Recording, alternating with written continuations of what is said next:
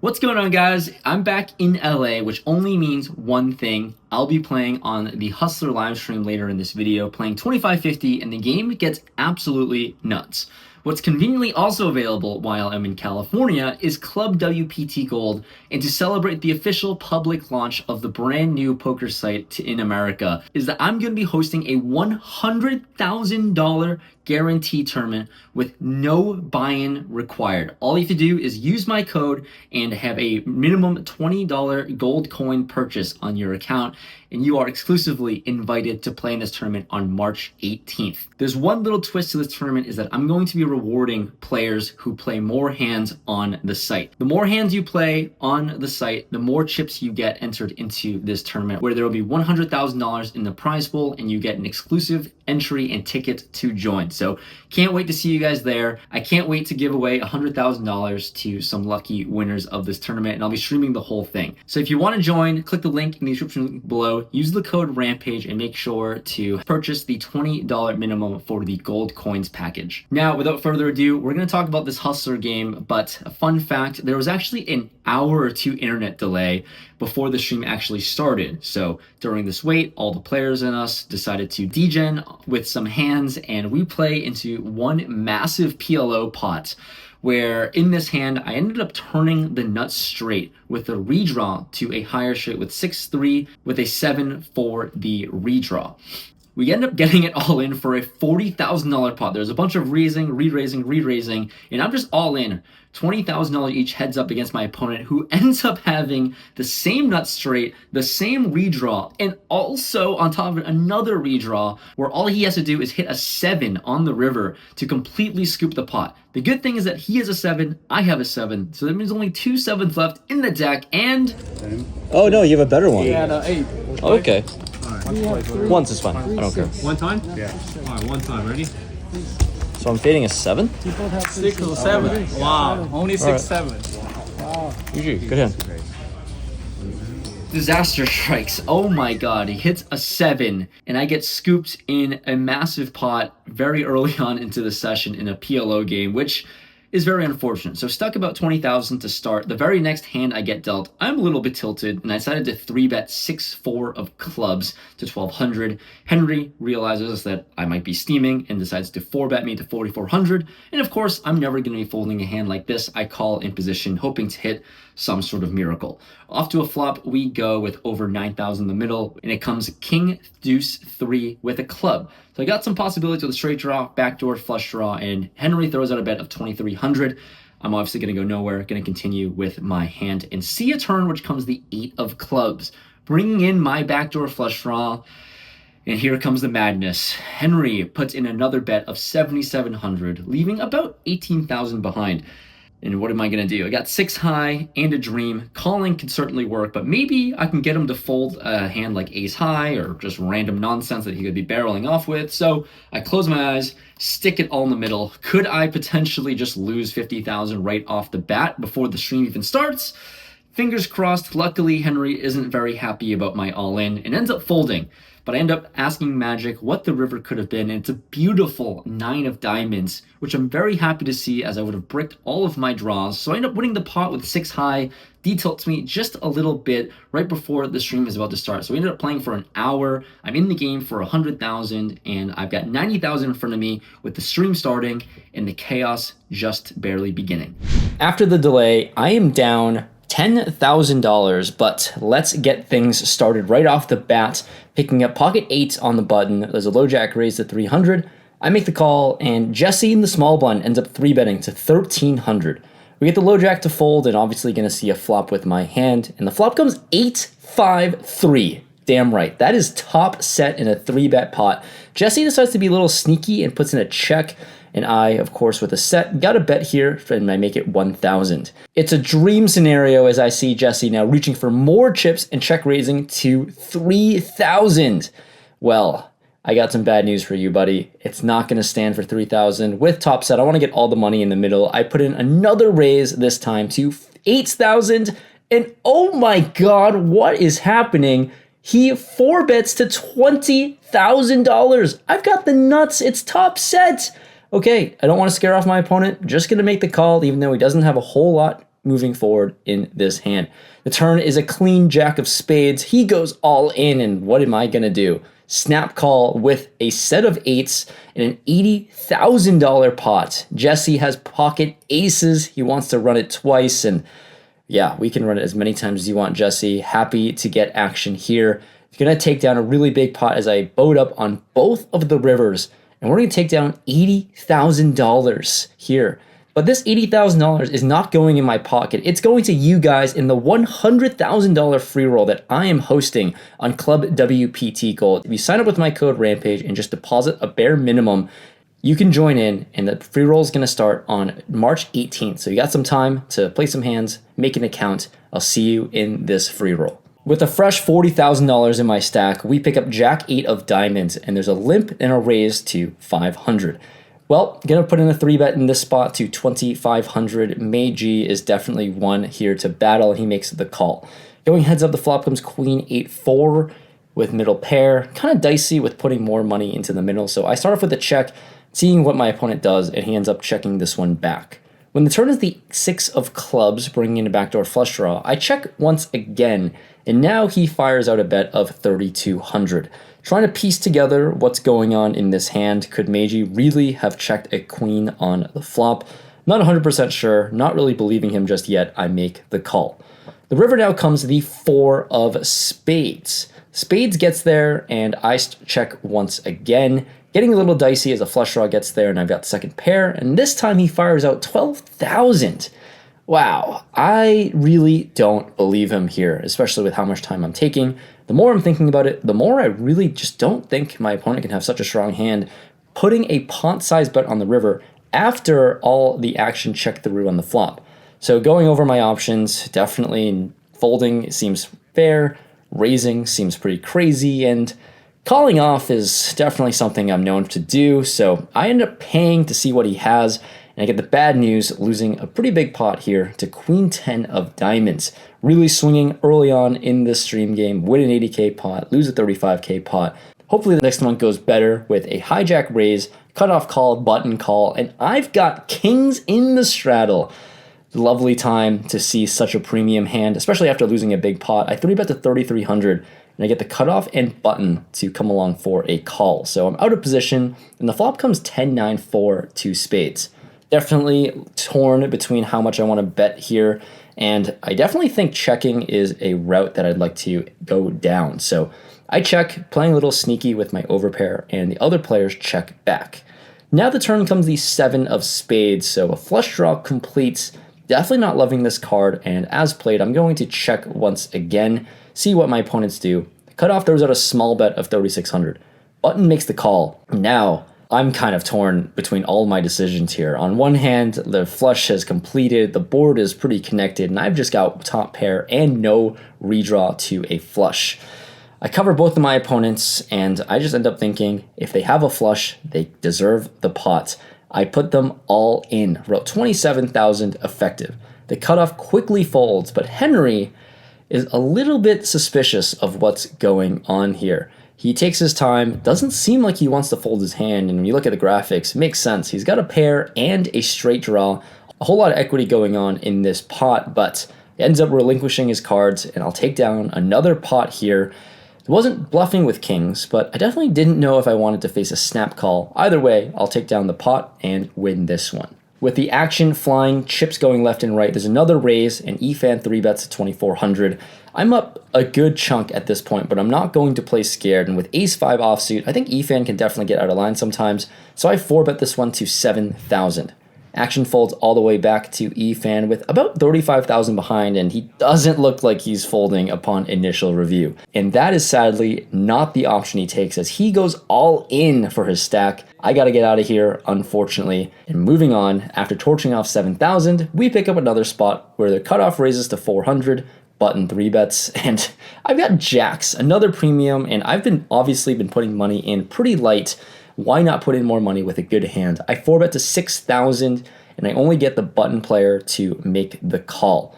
So another spot here, out of position in a pretty bloated pot already. The flop is 8-8-3, 2 diamonds. Definitely going to be betting here. Unlike how I played my pocket kings, I think this is a board where I want to bet my hand, especially with jacks here, needs some protection, and I throw 4,000 into the middle, and my opponent comes along for a call. What I didn't expect was to bink the jack of spades on the turn for top full house. How good could I run today? Here, I actually don't know what could call me at this point. I'm just hoping my opponent could have a cooler. Maybe he can have a combo draw that would bet in the pot for me. I check, and sadly, no action as my opponent checks this one back. Now to a river we go, and it's the ace of diamonds. A very, very tricky card as it should hit me a lot as the 4-better, but it does complete some flush draws, and sitting with a gigantic hand like a full house here, really want to figure out what the best course of action is. It doesn't seem like my opponent can have a whole lot, and I decided on a small 10% bet of 2,000. And here, my opponent ends up sticking the call, and it does seem like I got maximum value against his hand, and here, scooping up a $24,000 pot, life is going pretty swell. Now with the action flowing, the cutoff raises to 600. I decide to 3-bet my hand, Queen 8 of spades to 2,000, and then May wakes up in the straddle and decides to 4-bet to 7,000.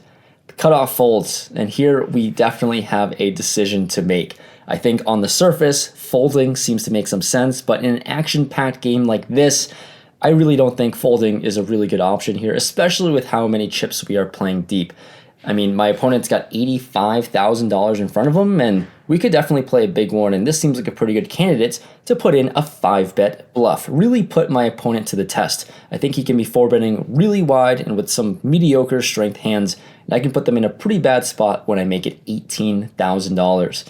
Now, back onto Meiji, facing a 5-bet. I think this is the first 5-bet in the entire game. And you know what he does? He puts in a 6-bet all in for 85,000.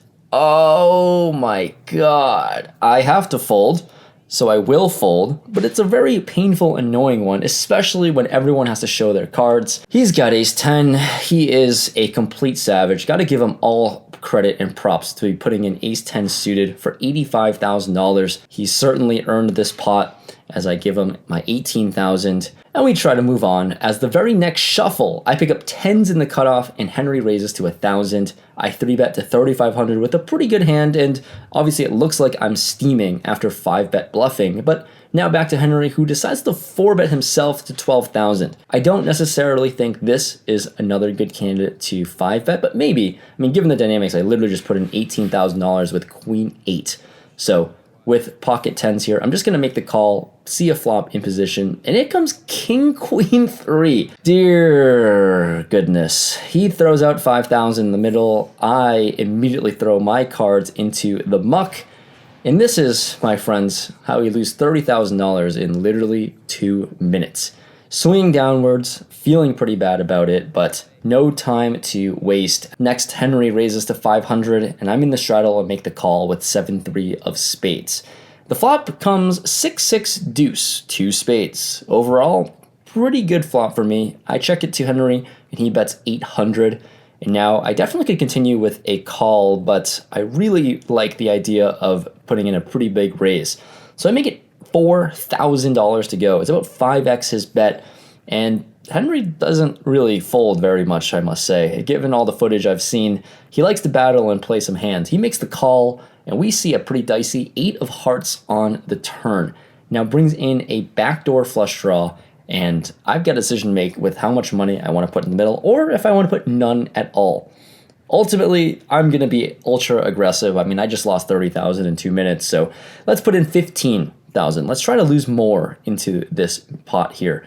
For $15,000, Henry looks like he's in a pretty miserable spot, and then ultimately ends up making the call. And I think my read is that he's a little weak here, given how long it took him and maybe some facial expressions.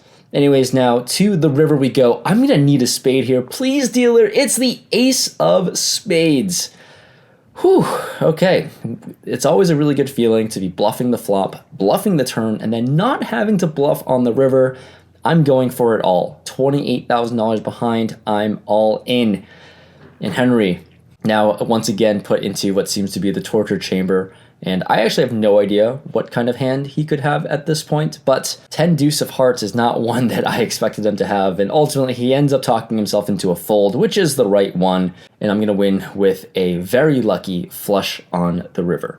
Remember the rivalry I have with May and how he owned me with his ace-10 of diamonds? Well, we get involved again as he raises and I 3-bet my 10-9 suited to 3,000, and we're going to play a 3-bet pot out of position. The flop comes Jack, 3, 6, 2 spades, so I've got a chance here to hit another spade flush draw. This time I fire out a bet of 3,500, and he obliges with a call. Turn comes the ace of clubs, and definitely torn about this card here. Definitely one I could continue repping and firing away at, but I decided to check. I actually don't know why I decided to check, but as play, I check, and he checks this one back. So we see a free river, which is the 8 of diamonds. Not the spade I was looking for, but definitely at this point, gotta put the pedal to the metal and go for a large overbet of 19,000. I've got 10 high and a dream. If I can make a jack uncomfortable, that is really my overall goal here. I don't think a jack's going to be folding, especially not May, who loves to battle, but he's in the tank with queen high. What a bad read that I have here. But he finally, after about a minute or two, ends up folding, and I finally get the bluff through. On top of that, I also win a $1,000 bounty from everyone at the table for winning 3 hands in a row here on the table. So a nice little extra bonus to pick up this hand. Very good for morale after a pretty swingy session, and hoping to just cruise and end the session on a high note. But that is before we pick up ace-9 of diamonds. Button raises, I 3-bet to 2,000, and Efan comes along for a call. Another 3-bet pot out of position. It's a tough one today. On 8-3-3 rainbow, I decided to throw out a small bet of 1,500, and Efan doesn't like folding, he makes the call. The turn now is a dicey deuce of diamonds, brings in my backdoor flush draw, and with pretty much 2 overs and a flush draw, I decided to check it over to him, and Efan throws out 3,500. Well, I don't really know how much he's repping here at this point. Maybe he can have like 9s or 10s. But I'm going to put those to the test because those hands are going to have a hard time holding on as I put in a check raise to 14,500. Got so much equity. I might have the best hand sometimes as well. I really want to put maximum pressure on Efan, but he comes along for a call yet again. Now, come on, River. Give me a diamond to save my session. It's the 10 of clubs. Okay, if my opponent had pocket 10s, he's gonna be loving this life, to be honest with you. So, with just ace high, I think my hand's a little too good to bluff. I check it over to him, and then he does not check it back. I just wanted to get the showdown, but that's not the style Efan rolls with. He throws out 23,000. And I'm just so suspicious of what he could have here, honestly. Like, does he really just have pocket 10s? Does he somehow have ace 3 for trips and he's never going to be folding? I don't know. Definitely torn between going all in or folding. The issue is going all in as a bluff here for like $80,000, $90,000 is a little scary. So I end up just letting my cards go, and we get shown the very bad news. Efan bluffs me off with 7 high, and I lose about a $60,000 pot. All that money could have been mine if I just pulled the trigger, went with my read, but definitely one of my regrets of this session. And we're not done yet. The action seems like it's ending, but oh my god, we have so much more action to cover. I have ace-5 of clubs in the small blind. There's a raise, a few calls, and the big blind to my left 3-bets to 4,000. Action quickly folds to me here, and I've seen this opponent fold ace-king pre-flop before. He's been playing no hands this entire session and playing really, really nitty. So trying to take maximum advantage of this. If he can fold ace-king, he can fold any 2 cards, really. I'm all in for his entire stack. With ace-5, how bad could it really be? Still will have some equity, and even if I'm dominated, I still have some chance of winning. What I didn't expect, though, was for David to make the call with ace-9 suited, so that is truly unfortunate. One of the hands I would have liked him to fold. I mean, he's shown the ability to fold ace-king earlier, but I guess against me, you call any 2 because I'm a donk. Anyways, we end up running it once, and he hits a 9 on the flop, which is pretty brutal for me, and I say goodbye to my $26,000. I say goodbye to the $52,000 pot. And guess what? I'm tilted. And I got 50,000 more chips on me, and I'm going to add that right into my stack because Mei G has about $150,000 in front of him. Let's just match the stack. We've got about 30 minutes left of play, And maybe we can play a big one here in this next spot with 10-9 of hearts. We immediately get involved with May as he raises to 400, and this time I'm going to 3-bet to a very large amount of 4,000. We're playing so deep, I just have to make this raise so big for it to feel anything to him, and he does end up making the call. So we're going to go heads up again, round 3 or 4 against May here, and the flop comes 10-6-3. Top pair here with not the best kicker in the world. I decided to check here. May fires out 3,000, and this is where the real decision point of the hand comes up. How do I want to play my hand? How aggressively do I want to play top pair? And I think at this stage, I've got to check raise.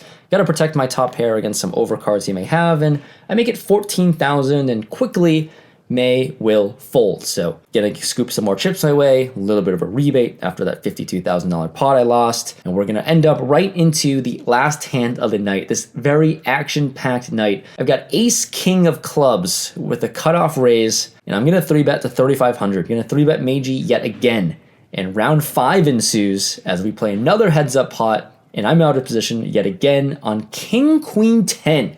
Yes, top pair, top kicker. Got a backdoor flush draw, got a straight draw as well. Everything seems pretty fine in my spot, to be honest with you. With ace king, I opted for a bigger sizing to bet $5,000, and May comes along for a call. Everything seems so innocent at this point, right? In my perspective, I think I'm going to win the hand. That is until the turn comes the ace of hearts. Top 2 pair, but a 4-liner to a straight. Very, very tricky spot to navigate, and I decided to check it over to May. And sneakily, he checks this one back. What potentially could have been a really big pot has kind of been tamed down a bit. But then the river, 10 of hearts, board is paired, and there are so many decisions I could make at this point. I could check, I could bet big as a bluff, I could bet small and just try to get called by worse hands. I could just do so many different things because I don't think May has the best hands, like aces, kings, queens, top boats. But he certainly could have a jack for a straight. He could have worse full houses. He could just have a 10 himself. Ultimately, I opted for another 10% pot bet, kind of similar to what I did when I had pocket jacks on jack 8-8. I bet 1,700. It May decides to be very nice to himself, I think, and makes the call for 1,700 with the very surprising hand to see, ace jack, flopping the straight, and I end up pretty much losing the minimum in what I thought was a bad run out turns out to be an amazing one that saved me so much money. Today was pretty weird. Very long session and very swingy. Was in the game for 150,000. Ended up cashing out for 148,975. Could have been a big day. Well, I guess I'll take a minus $1,000 day, pretty much break even, but I'll be back here in the next video, hopefully sometime in the near future. What a fun session, a lot of hands to go over. Let me know what you guys thought. See you guys.